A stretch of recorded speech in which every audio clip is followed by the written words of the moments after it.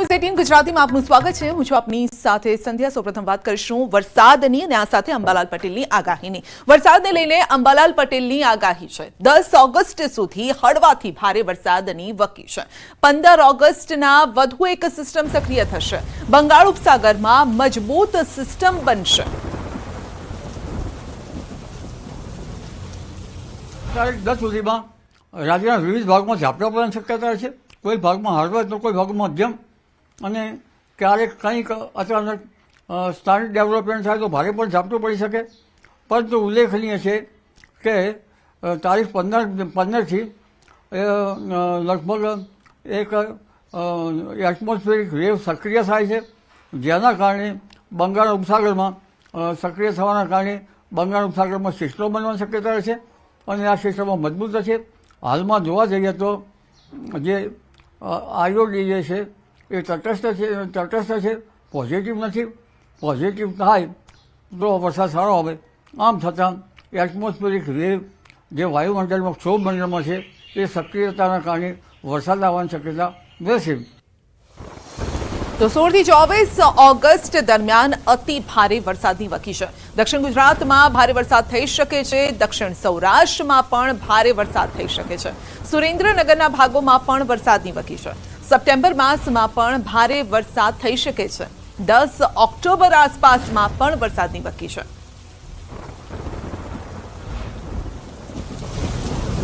થી 24માં રાજ્યના ઘણા ભાગો વરસાદ થશે। દેશ સહિત રાજ્યના ભાગોમાં ભારેથી અતિભારે વરસાદ થવાની શક્યતા રહેશે, જેમાં આહવા, ડાંગ, વલસાડના ભાગોમાં ભારેથી અતિભારે વરસાદ થશે। નવસારી, સુરતના ભાગમાં પણ ભારે વરસાદ થવાની શક્યતા રહેશે। દક્ષિણ સૌરાષ્ટ્રના ભાગમાં પણ ભારે વરસાદ થવાની શક્યતા રહેશે। પશ્ચિમ સૌરાષ્ટ્ર, ઉત્તર સૌરાષ્ટ્રના ભાગમાં ભારે વરસાદ થવાની શક્યતા રહેશે। ઉલ્લેખનીય છે કે હજુ સુરેન્દ્રનગર જિલ્લાના ભાગોમાં વરસાદ અપૂરતો છે, એટલે આ વખતે સુરેન્દ્રનગરના ભાગોમાં પણ વરસાદી ઝાપટા પડવાની શક્યતા રહેશે। તો 24 ઓગસ્ટથી કૃષિ પાકોમાં રોગ આવવાની શક્યતા છે। બાગાયતી પાકોમાં નુકસાન થઈ શકે છે। 24 ઓગસ્ટથી કૃષિ પાકો માટે હવામાન રોગીશ રહેવાની શક્યતા રહેશે। આ વખતે જે બાગાયતી પાકો છે તેના પાંદડામાં જો ઈયળના જે ઈયળો પડતી હોય છે એમાં ફૂંદાના ઈંડા જણાય તો એવા પાંદડાનો નાશ કરવો સારો રહેશે। બાગાયતી પાકોમાં પણ આવા પાંદડા ઉપર જો ઈંડા દેખાય તો તેનો નાશ કરવો યોગ્ય રહેશે। અને જો પેસ્ટિસાઇડ દવા ના છાંટવી હોય તો આ વખતે જીવાત પડવાની વધારે શક્યતા હોવાથી વિપરીત હવામાનની વિષમ અસર લાંબો ટાઈમ રહેવાની શક્યતા છે।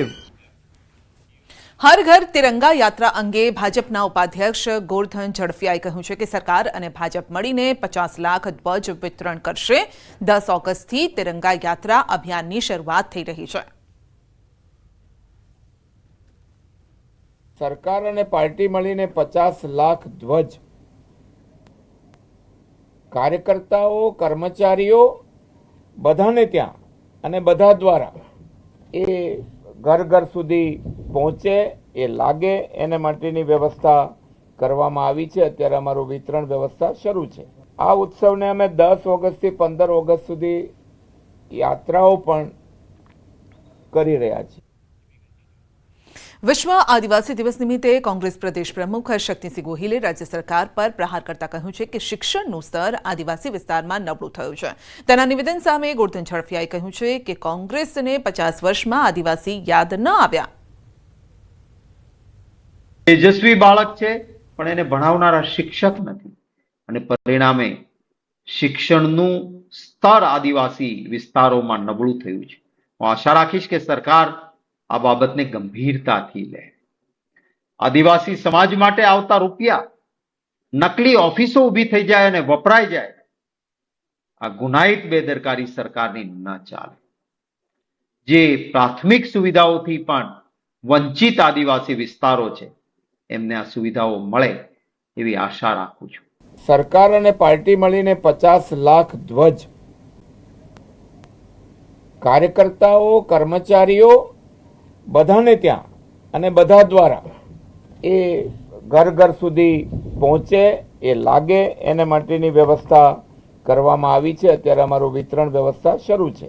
આ ઉત્સવને અમે 10 ઓગસ્ટથી 15 ઓગસ્ટ સુધી યાત્રાઓ પણ કરી રહ્યા છીએ.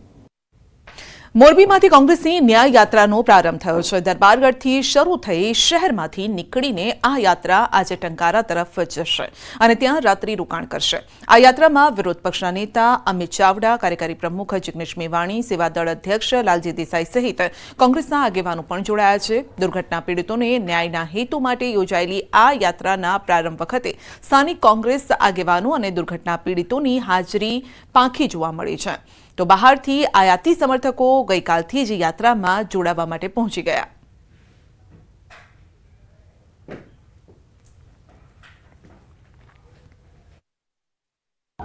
આખી યાત્રામાં આજે ક્રાંતિ સભા છે. રાજકોટ પહોંચશું ત્યારે સંવેદના સભા હશે. સુરેન્દ્રનગરમાં આઝાદી સભા થશે અને એ જ રીતે વિરમગામ ખાતે છે એ અધિકાર સભા થશે. અમદાવાદમાં સંવિધાન સભા થશે અને ગાંધીનગરમાં જઈને ન્યાય સભા ભરાશે. આ સમગ્ર પેલામાં પીડિત પરિવારો પણ જોડાવાના છે.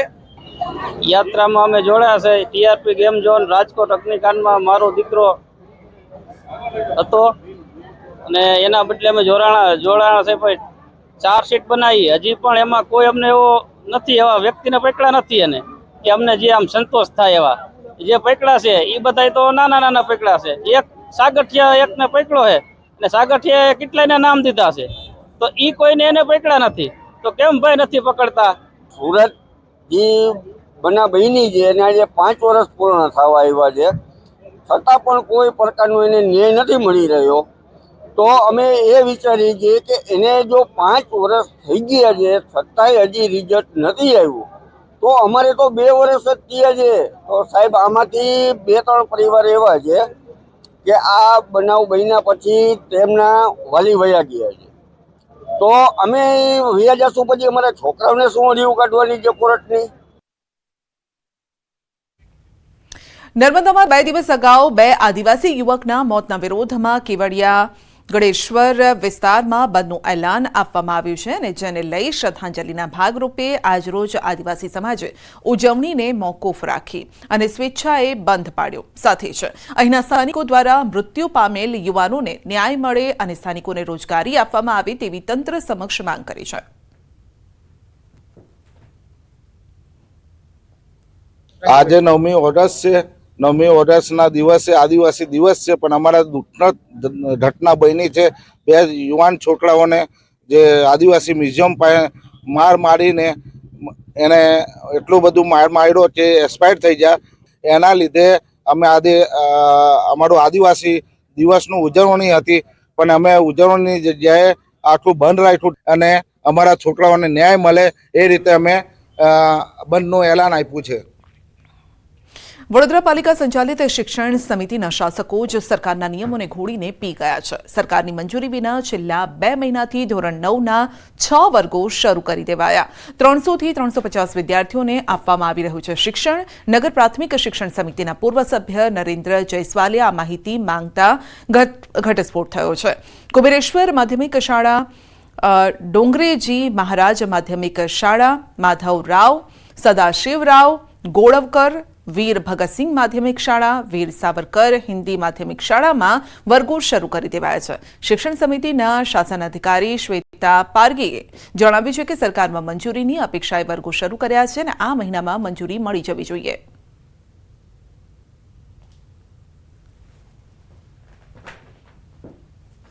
વર્ગો જે નગર પ્રાથમિક શિક્ષણ સમિતિ માધ્યમિક 9મા ધોરણે ચાલુ કર્યા છે એ ગેરકાયદેસર છે અને ગેરકાયદેસર ચલાવી લેવામાં ના આવે કે મારી એ સૂચના છે. કાં તો સરકાર એમને તાત્કાલિક પરમિશન આપી દે, કાં તો વર્ગો તાત્કાલિક અસરથી બંધ કરી દે. ડીઓ ઓફિસના અમે પરામર્શમાં છીએ જ અને મંજૂરી મળી જશે. ગયા વર્ષે પણ અમે આ જ પ્રોસેસને અનુસરેલ હતા. ભણશે ગુજરાત, આગળ વધશે ગુજરાતના નારા સારા લાગે છે. સ્માર્ટ શાળાની વાતો પણ થાય છે, પરંતુ હકીકત કંઈક અલગ જ છે. દાહોદ જિલ્લાના લીમખેડાની પાલી શાળામાં બાળકો જીવના જોખમે અભ્યાસ કરી રહ્યા છે. શાળામાં ચાલુ અભ્યાસ દરમિયાન છતના પોપડા પડ્યા હતા. બાળકો વર્ગની બહાર હતા અને તેથી સદનસીબે કોઈ દુર્ઘટના સર્જાઈ ન હતી. જો બાળકો ઓરડામાં હોત તો મોટી દુર્ઘટના સર્જાત. શાળામાં 5 થી 6 ઓરડા પણ અતિ જર્જરિત છે. ઓરડાનું નિરીક્ષણ કરી તમામ જર્જરિત ઓરડાને બંધ કરી દેવામાં આવ્યા છે અને હાલ ધોરણ 1 થી 8 માંથી કુલ 6 ઓરડા બંધ કરી દેવાયા છે. 1 થી 8 ધોરણના વિદ્યાર્થીઓ માત્ર 3 જ ઓરડામાં અભ્યાસ કરવા મજબૂર છે. તાલુકા પ્રાથમિક શિક્ષણ અધિકારીને તપાસના ઓર્ડર પણ આપવામાં આવ્યા છે. શાળા સમારકામ અંગે કામગીરી શરૂ કરાશે.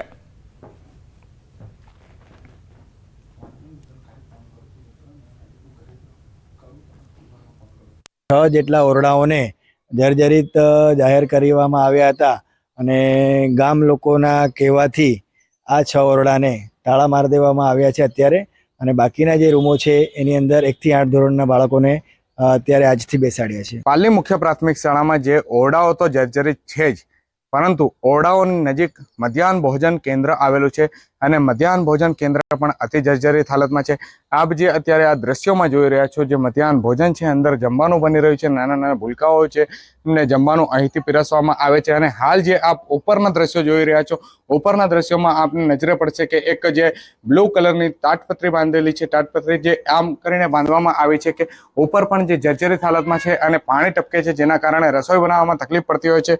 તેના કારણે જે આ તાટપત્રી બાંધવામાં આવી છે. પરંતુ કહી શકાય કે અત્યારે જે દાહોદ જિલ્લાના લીમખેડા વિસ્તારમાં પાલી મુખ્ય પ્રાથમિક શાળા આવેલી છે, તેના જે જર્જરિત ઓરડાઓ પણ છે અને મધ્યાહન ભોજન કેન્દ્રમાં પણ જે આ ઓરડાઓ જર્જરિત છે, ત્યારે આ ઓરડાઓ ક્યારે નવા બનશે, આ મધ્યાહન ભોજન ક્યારે નવું બનશે અને ક્યારે નવા બાળકોને નવા ઓરડામાં બેસીને સારો અભ્યાસ મળશે, તે તો અત્યારે જોવું રહ્યું. સૌરભ ગેહલોત, ન્યૂઝ 18 ગુજરાતી, દાહોદ.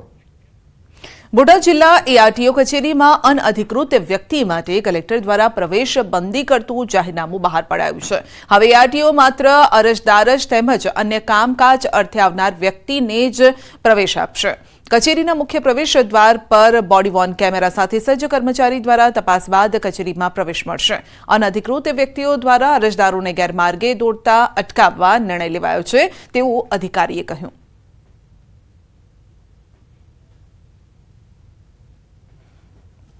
બોટાદ એઆરટીઓ ખાતે અનધિકૃત વ્યક્તિઓને પ્રવેશ અંગેનું પ્રવેશ નહીં આપવા માટેનું જાહેરનામું બહાર પાડવામાં આવ્યું છે, જેનાથી જે જેન્યુન અરજદારો છે એમના કામ ખૂબ સરળતાથી પતે અને લોકોને કોઈ ભોળવીને કે ખોટી રીતે પૈસા ન લે, એના માટે થઈને આ જાહેરનામું ખાસ કરીને બહાર પાડવામાં આવ્યું છે.